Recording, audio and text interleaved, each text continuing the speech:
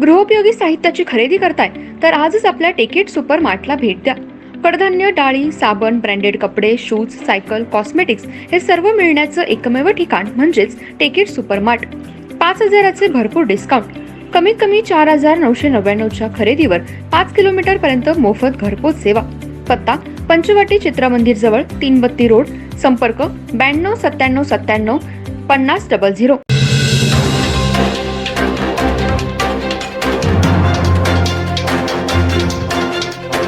नमस्कार, मी तेजस्विनी मगदूम. एम मराठीमध्ये आपल्या सर्वांचं स्वागत आहे. पाहूया ठळक घडामोडी.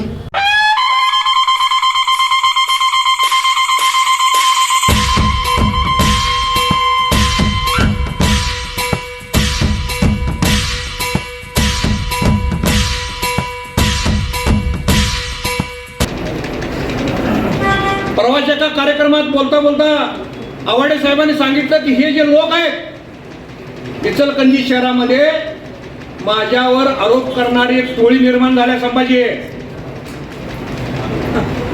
मी या निमित्तानं आवाडे साहेब, आपण जवळजवळ 4.5 वर्ष आमदार आहात. या 4.5 वर्षामध्ये जे मूलभूत जे 2 मोठे प्रश्न आहेत त्या प्रश्नासंदर्भात काय काम केला हे कधीही तुम्ही कुठल्याही चौकात, आम्ही मंडळी, बावतकर साहेब आहेत, कारंडे साहेब आहेत, मी आहे, नितीन तू आहेस, ही जी काम करणारे आम्ही मंडळी, सयाजी आहे, महादेवांना आहेत, कधीही तुमच्या बरोबर डिबेट करायला तयार आहे बावतकर साहेब की तुम्ही या 4.5 वर्षामध्ये इचलकरंजी शहराला काय दिला हे कधीही तुम्ही आम्हाला बोलवा, वेळ तारीख सांगा, तिथं कधी यायला तयार आहे. आज आपण बरेच दिवस या जे विद्यमान आमदार आहेत त्यांचा विचार केलाय. आवाडे साहेबांचा सुद्धा प्रचार, कारंडे साहेब, तुम्ही, आम्ही सर्व मंडळींनी त्यावेळची जी गावामध्ये राजकीय परिस्थिती निर्माण झाली आणि त्या परिस्थितीमध्ये इचलकरंजीच्या जनतेचं हित ज्यामध्ये आहे ते प्रश्न सोडवण्यासंदर्भात आम्ही त्या वेळेला मोरबाळे साहेब आपण तो निर्णय केला. पाण्याचा जो दोन्ही 2019च्या लोकसभा आणि विधानसभा दोन्ही निवडणुका ह्या पाण्याच्या प्रश्नावर झाल्यामुळे दोन्ही आमदार खासदार त्या ठिकाणी पटले आणि 2 नवीन आमदार खासदार त्या ठिकाणी निवडून आले. परवाच्या एका कार्यक्रमात बोलता बोलता आवाडे साहेबांनी सांगितलं की हे जे लोक आहेत इचलकरंजी शहरामध्ये माझ्यावर आरोप करणारी एक टोळी निर्माण झाल्या संभाजी आहे. मी या निमित्तानं आवाडे साहेब, आपण जवळजवळ 4.5 वर्ष आमदार आहात. या 4.5 वर्षामध्ये जे मूलभूत जे 2 मोठे प्रश्न आहेत त्या प्रश्नासंदर्भात काय काम केला हे कधीही तुम्ही कुठल्याही चौकात, आम्ही मंडळी, बावतकर साहेब आहेत, कारंडे साहेब आहेत, मी आहे, नितीन तू आहेस, ही जी काम करणारे आम्ही मंडळी, सयाजी आहे, महादेवांना आहेत, कधीही तुमच्या बरोबर डिबेट करायला तयार आहे बावतकर साहेब की तुम्ही या 4.5 वर्षामध्ये इचलकरंजी शहराला काय दिला हे कधीही तुम्ही आम्हाला बोलवा, वेळ तारीख सांगा, तिथं कधी यायला तयार आहे. सातत्याने मी त्यांना सांगतोय की तुम्ही वेगवेगळ्या कार्यक्रमामध्ये जनतेची दिशाभूल करून जो विषय असतो त्या विषयाला भरकटण्याचं काम हे आवाडे करतायत. भविष्यामध्ये त्यांची कायम गोष्ट असते की मी सुळकुडचं पाणी मीच आणणार. ह्या प्रकाश आवाडांना मी सांगू इच्छितो, मुख्यमंत्र्यांच्याकडे बैठक होती, साधं मुख्यमंत्र्यांनी तुम्हाला बोलू दिलं नाही, बोलला 2 शब्द बोलला आणि तुम्हाला थांबवायला लावलं, ही तुमची लायकी आहे मुख्यमंत्र्यांच्या जवळ. म्हणत होते 1 महिन्याची कमिटी नेमून रिपोर्ट मागूया, का त्यावेळेला तुम्ही बोलला नाही की सगळा अहवाल आल्यानंतर आवाडे साहेबांना फक्त कुळकुडचं पाणी मीच देणार म्हणायचं आणि भाद्रा येणारी निवडणूक मारायच्या नादात आहेस. हे त्यांचं जोपर्यंत फार्म भरून निकाल लागत नाही तोपर्यंत हीच भाषा राहणार आहे, सुळकुडचं पाणी मीच आणणार. पण त्या पाण्यासंदर्भात कोणतीही हालचाल आपण केला नाही. मुख्यमंत्र्यांच्याकडे मिटिंग लावा म्हणून मिटिंग लावली खासदारांना पण या निमित्तानं सांगायचं आहे, ज्या वेळेला मुख्यमंत्र्यांनी भूमिका मांडली त्यावेळेला तुम्ही कडाडून त्यांना विरोध करणं गरजेचं होतं की आता साहेब नवीन काय तुम्ही काढू नका, निवडणुका आमच्या तोंडावर आहेत, आम्हाला त्या ठिकाणी तुम्ही कुदळ मारून त्या ठिकाणी काम चालू करायचं, काम करावं, खासदारांनी त्या ठिकाणी बोलणं गरजेचं होतं. पण दोघांनी त्या ठिकाणी कोणतीही भूमिका मांडली नाही आणि म्हणून इचलकरंजी जनतेला या निमित्तानं आवाहन करतो.